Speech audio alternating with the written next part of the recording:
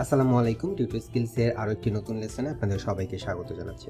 আমাদের আজকের এই লেসনে আমরা কপিরাইট ইমেজ সার্চ করা দেখব, যে কিভাবে আসলে কপিরাইট ইমেজ সার্চ করতে হয়। আমরা অনেক সময় দেখি যে আমরা ডিজাইনের মধ্যে একটা ইমেজ ব্যবহার করলাম, সেটার মধ্যে কপিরাইট আছে, তো সেটা ক্লায়েন্টকে দিলেও যেমন সমস্যা, আবার যারা আমরা স্টক মার্কেটে কাজ করি, স্টক মার্কেটে সম্পূর্ণ আমাদের নিজস্ব কালেকশন থাকে। আমরা টেক্সট থেকে শুরু করে ইমেজ সবগুলোই আমরা নিজেরাই সিলেক্ট করি।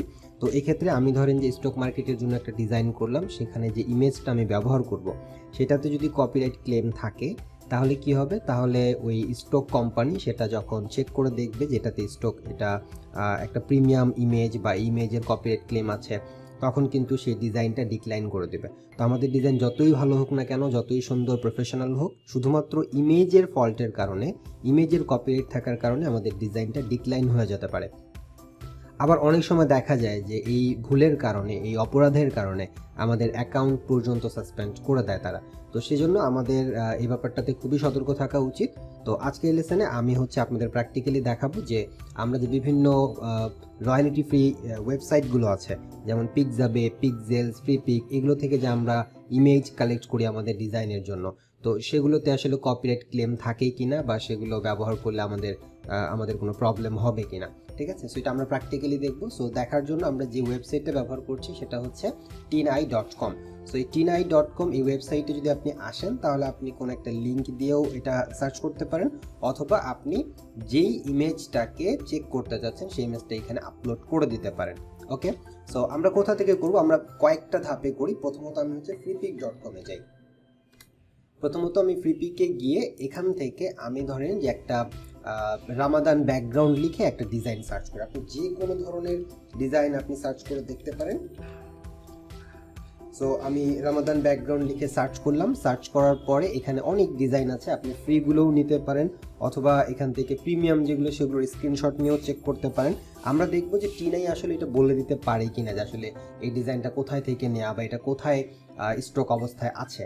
ঠিক আছে, তো আমরা এখান থেকে যে কোনো একটা ইমেজ নেই, ধরা যাক যে আমরা এই ইমেজটাকে সিলেক্ট করলাম। ঠিক আছে, সো এটাকে আমরা ধরেন যে ডাউনলোড করলাম। সো ফ্রি ডাউনলোডে ক্লিক করে দিচ্ছি।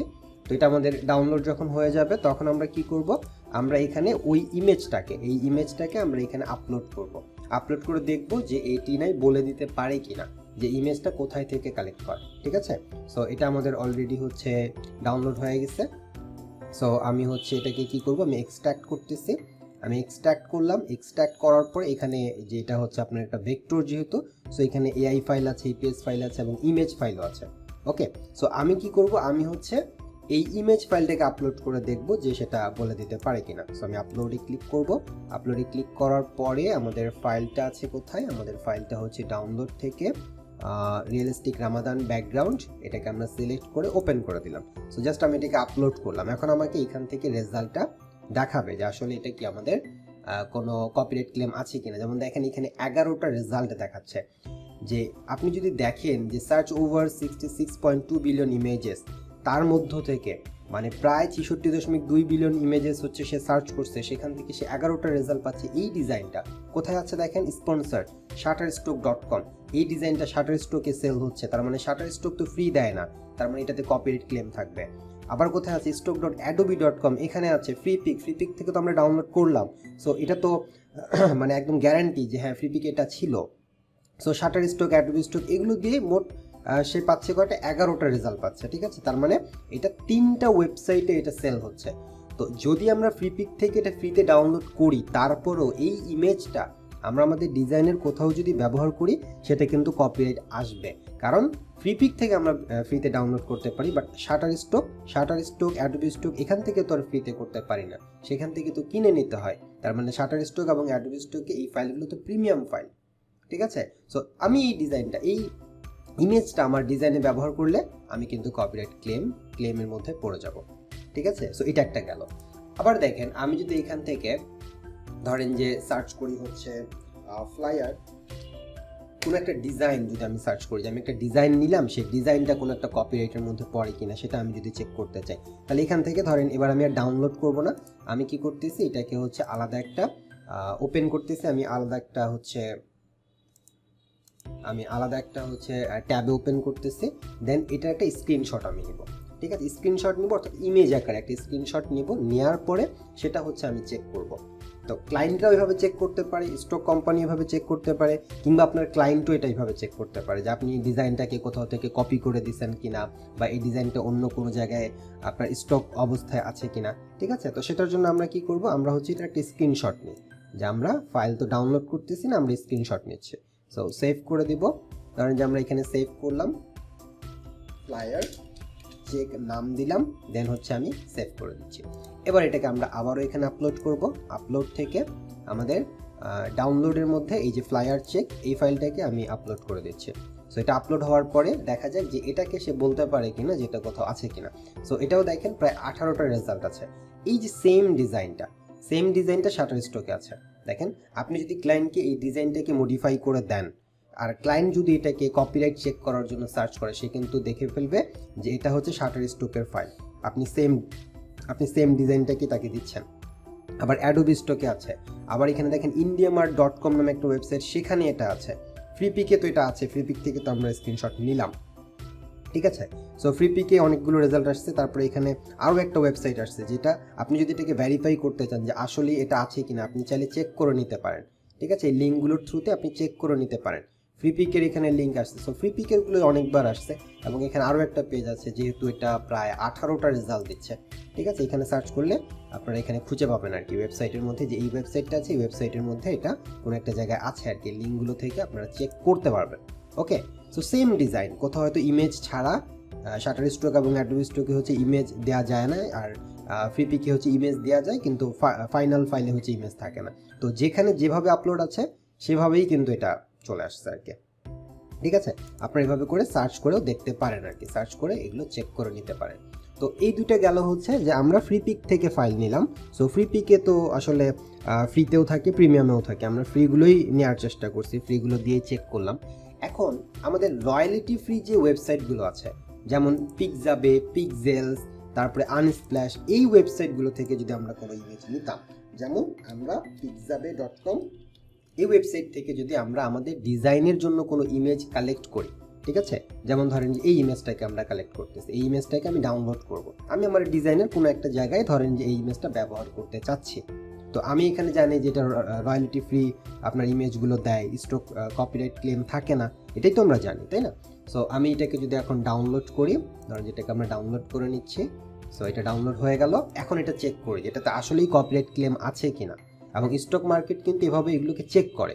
আপনি হয়তো ফ্রি ভেবে এটাকে দিলেন, ধরেন আমি এটাকে সিলেক্ট করে ওপেন করে দিচ্ছি, দেখা যাক যে এটাতে কোনো কপিরাইট আছে কিনা। যদি কপিরাইট না থাকে, দেখেন এটা 0 ম্যাচেস, তার মানে এটার কোনো কপিরাইট নাই, আপনি এই ইমেজটা ব্যবহার করতে পারবেন। সো এই ইমেজটা আপনি যদি ব্যবহার করেন স্টক মার্কেটে, তাহলে আপনার ডিজাইন ডিক্লাইন হওয়ার কোনো চান্স থাকবে না। কিন্তু আবার দেখেন এমনই আরেকটা ইমেজ আছে এখানে, এই ইমেজটা, এটাও কিন্তু হচ্ছে পিকজাবে থেকে ডাউনলোড করা একটা ইমেজ, এটাকে যদি আমি আপলোড করি, তাহলে দেখবেন যে এটার কিন্তু কপিরাইট ক্লেম আছে, 4টা রেজাল্ট পাচ্ছে। সো দেখেন শাটার স্টকে আছে, অ্যাডোবি স্টকে আছে, এই দুই ওয়েবসাইটে টোটাল 4টা, এবং শাটার স্টকে একটা আছে আপনার হচ্ছে ব্ল্যাক টাইপের একটা ইমেজ আর কি। সো এইভাবে 4টে রেজাল্ট এখানে পাচ্ছে। তো যখন স্টক মার্কেটের টিম যখন এটা আপনার এই ইমেজটা দিয়ে যখন সার্চ করবে আপনার ডিজাইনের মধ্যে, তখন কিন্তু দেখবে যে এই ইমেজটা শাটার স্টক এবং অ্যাডোবি স্টকে আছে, তখন কিন্তু ডিক্লাইন করে দেবে। কিন্তু আগের যে ইমেজটা, এই ইমেজটা কিন্তু কোথাও স্টক অবস্থায় নাই, এটা কমপ্লিটলি ফ্রি। ঠিক আছে, এটা কমপ্লিটলি ফ্রি। সো যেহেতু এটা কমপ্লিটলি ফ্রি, তাই আপনি চাইলে এই ইমেজটাকে আপনার ডিজাইনে ব্যবহার করতে পারেন। সো এইভাবে আমরা কপিরাইট ক্লেম আছে কিনা সেটা আমরা যেমন চেক করতে পারি, এবং আমরা সতর্কতার সাথে আমাদের ডিজাইনের মধ্যে এই ইমেজগুলো ব্যবহার করতে পারি। ঠিক আছে, আচ্ছা আরেকটা জিনিস আমি লাস্ট দেখাই দেবো, যদিও এটা হচ্ছে আমরা যদি নিজেরা ডিজাইন করি, সেক্ষেত্রে এটা আমরা চেক করে নিই যে আমাদের ডিজাইনটা কোনোভাবে কারোর সাথে ম্যাচ করতেছে কিনা। যদি কোনোভাবে কারোর সাথে ডিজাইনটা ম্যাচ করে যায়, তাহলে তখন আমাদের কি করতে হয়, একটু পরিবর্তন করতে হয়, যেন কপিরাইট ক্লেমটা আমরা অ্যাভয়েড করতে পারি। সেটা আমাদের নিজস্ব ডিজাইনের মধ্য থেকে। ঠিক আছে, এটা আমরা কোথাও থেকে ডাউনলোড করে চেক করবো এটা না, আমি আমার কনসেপ্টে একটা ডিজাইন করলাম, এখন সেই ডিজাইনটা আবার কারোর সাথে ম্যাচ করতেছে কিনা এটাকে যদি আমরা একটু চেক করে দেখতে চাই, সাধারণত ম্যাচ করে না। আমি যদি আমার কনসেপ্টে ডিজাইন করি, তাহলে তো কারোর সাথে ম্যাচ করার কথা না, কারণ এটা আমার নিজস্ব কনসেপ্ট। বাট তারপরেও সিমিলারিটি চেক করতে পারি আমরা, যে কারোর সাথে কোনোভাবে এটা সিমিলার হয়ে যাচ্ছে কিনা। ঠিক আছে, সো সেটা করার জন্য আমরা কি করব, আমরা হচ্ছে আমাদের অ্যাড্রেস বারে লিখবো images.google.com। images.google.com-এ আসবো, আসার পরে আমরা হচ্ছে এই যে এখানে দেখেন সার্চ বাই ইমেজ, এখানে ক্লিক করব। ক্লিক করার পরে আমরা আমাদের যে ডিজাইনটা থাকবে সেই ডিজাইনের জেপিজি ফাইলটাকে আমরা হচ্ছে কি করব, আপলোড করে দেবো। সো আমরা ধরেন যে ফাইলটাকে আপলোড করে দিলাম। দেখেন যদি এটা আমাদের ডিজাইন হতো তাহলে এই ডিজাইনের সাথে আমি যদি একটু দেখাই, এখানে এই ডিজাইনের সাথে ম্যাচ করে কিন্তু এই ডিজাইনটা, দেখেন কাছাকাছি না? এই ডিজাইনের সাথে এই ডিজাইনটা কিন্তু ম্যাচ করে। এই ডিজাইনটা হচ্ছে এখানে দুইটা আপনার ওয়েভ আছে, এখানেও দুটো ওয়েভ আছে, খুবই সামান্য পার্থক্য। আর নিচের দিকে দেখেন এটা লেফট সাইডে হচ্ছে এই ডিজাইনটা আছে, এটা হচ্ছে রাইট সাইডে ছিল। সো এটাকে জাস্ট কোনোভাবে ধরেন যে রিভার্স করে ডিজাইনটা করা। তো এখন আমার ডিজাইন যদি এরকম দু একটা ডিজাইনের সাথে মিলে যায় তখন আমাকে চেষ্টা করতে হবে একটু পরিবর্তন করার জন্য, ঠিক আছে? যেমন এটার ফুটারের এরিয়াটার সাথে এটার ফুটার এরিয়াটা কিছুটা মিলে যায়, এটা অনেকটাই মিলে যায়, এটা প্রায় 90% ম্যাচ করে। তো যদি এভাবে মানে ম্যাচ করে যায়, মিলে যায়, তখন আমি কি করব, আমি একটু মডিফিকেশন করব, আমি একটু পরিবর্তন করব। তাহলে দেখবেন যে আপনার স্টক মার্কেটগুলোতে আপনার ডিজাইন কখনোই ডিক্লাইন হবে না, আপনার ডিজাইন কপিরাইটের জন্য কোনোভাবে ক্লেমড হবে না, ঠিক আছে? আপনি যে ডিজাইনটাই দিবেন সেটার যদি বেসিক ডিজাইন প্রিন্সিপাল ঠিক থাকে তাহলে আপনার ডিজাইনটা অ্যাপ্রুভ হবে, এবং ওই কপিরাইট ক্লেমের জন্য যে আমাদের অ্যাকাউন্টগুলো নষ্ট হয় সেটা হওয়ার তো একেবারেই চান্স থাকবে না। সো আশা করি আজকের এই টিউটোরিয়ালটা আপনাদের জন্য অনেক বেশি হেল্পফুল ছিল।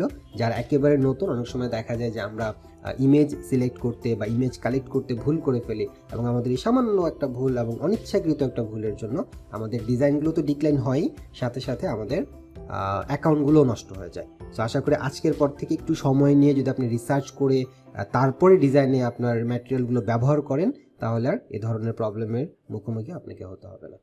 সো যাই হোক, আজকের টিউটোরিয়াল, আজকের লেসন এই পর্যন্তই। অবশ্যই জানাতে ভুলবেন না যে লেসনটা কেমন লাগলো এবং আপনি উপকৃত হলেন কিনা। সো আজকের মতন টাটা, বাই বাই, আসসালামু আলাইকুম।